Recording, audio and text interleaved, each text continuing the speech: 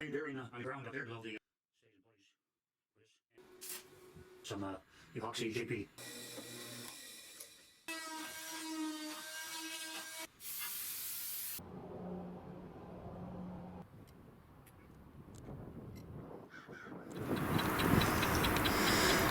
So I have yet to see the turbine, the windmill furl to control the speed. I'm assuming it's simply because we haven't had sufficiently high wind up to now. I have a piece of photographic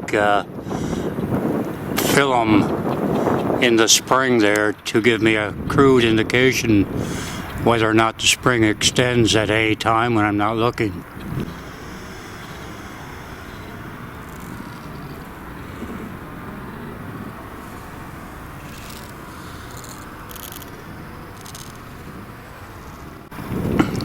I snugged up the bolt, that axle that the rotor is turning on.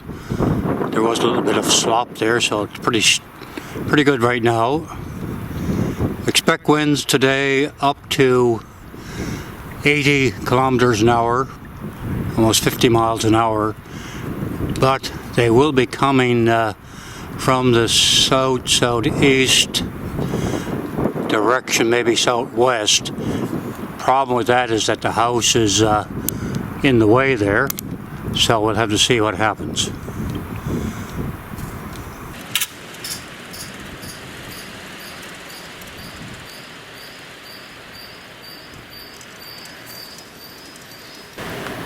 So I'm looking now to see if we get any significant furling action to control the speed in these high winds. I don't have a good wind speed indicator functioning right now.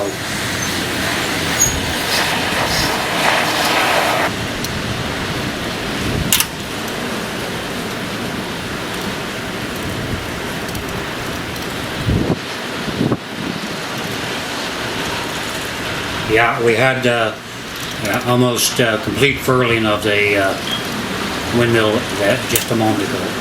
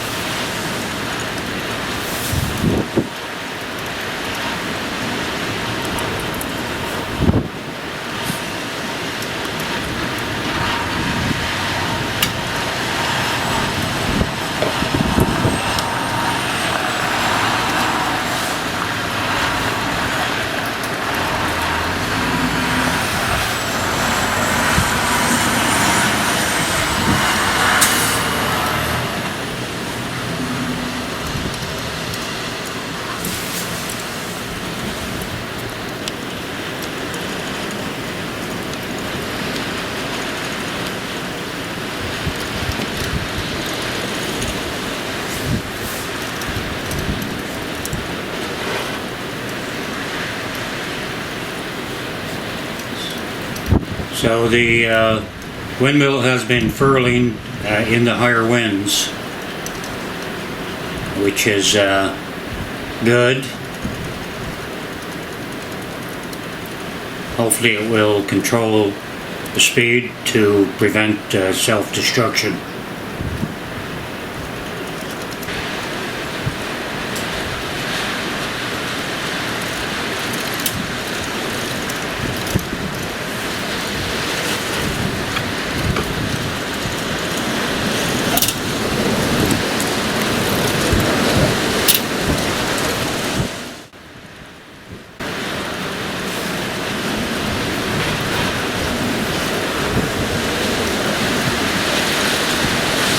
So we're getting good speed control.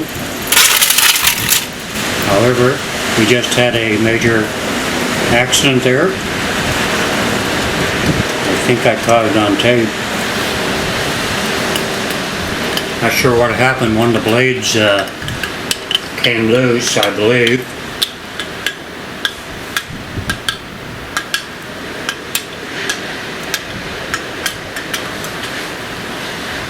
I'll have to go out and study it.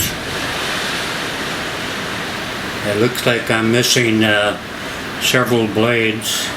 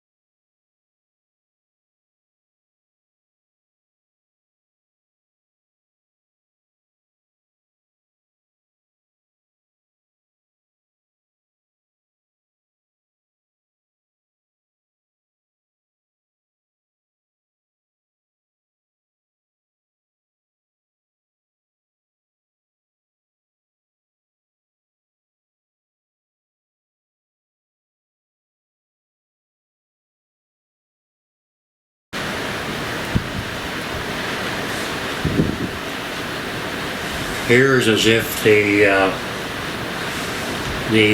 bolt that secures the rotor is slanted down, so I'll have to take a look at that.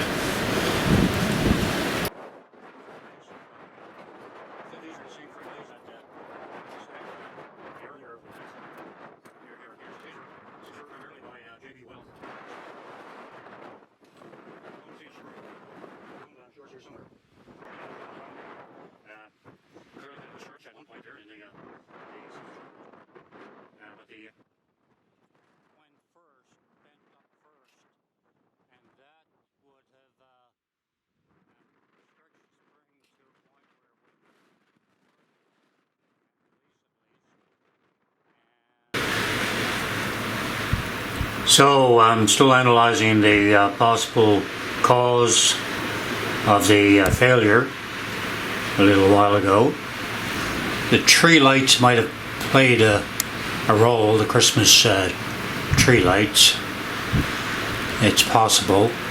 But the initial sequence in the failure appeared to be the spring support arm bent, then the spring released, and the blades made contact possibly with the lights and separated. But I'm still analyzing that, so we have to wait and see.